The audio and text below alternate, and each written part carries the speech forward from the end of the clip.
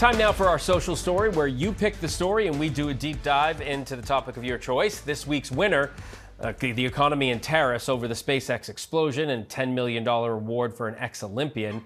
President Trump's tariffs causing a stir of uncertainty for investors, businesses, and consumers alike. Joining me now is Deputy Director of the National Economic Council, Sameera Fazili, to break down how this impacts you.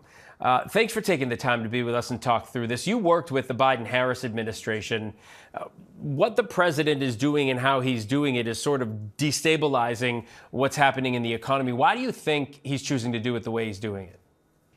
Yeah, thank you so much, Phil, for having me here today to talk to you about this topic. Look, this president was elected in large part because American families were hurting in their pocketbooks, and they were looking for a president who could address those kitchen table issues and help bring down prices and strengthen jobs. And so far, the Trump administration has not seriously focused on those issues that are important to the American consumer. Instead, they have engaged in these trade wars that have clouded the business outlook, increased uncertainty across the economy, really squandering that strong economy that Trump inherited from President Biden, an economy where growth was strong, unemployment had stabilized, and prices had stabilized.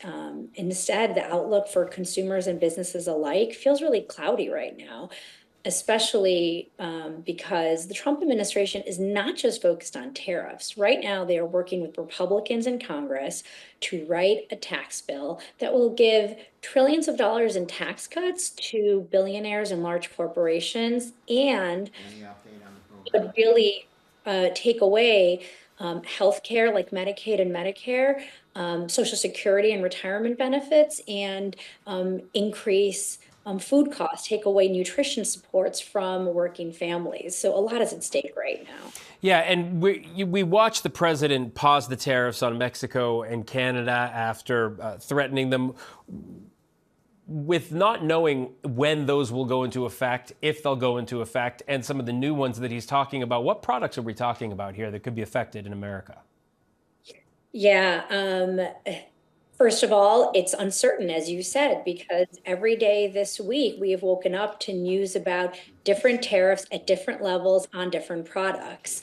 So everything I'm going to say is highly speculative, right? The sectors of our economy where we are importing goods from Canada and Mexico include lumber from Canada, which is really important for construction and construction materials here in the U.S., crude oil from Canada. So even though the U.S. is a net exporter of oil, we still import a lot of the crude oil that we're using here in the U.S. from Canada, and those prices could go up. From Mexico, we're importing things like fruits and vegetables. So think about that grocery store bill that has been really high for families for many years right now. You actually heard the CEO of Target this week come out and say that tariffs are likely to cause an increase in prices at Target, and that those pass-throughs could happen in a matter of days to the American consumer. Yeah, and this, as you said, it's uncertainty. This leaves investors, it leaves businesses grappling with sort of this whiplash of this back and forth trade policy. Do you think it needs to go one way or the other in order for it to settle down?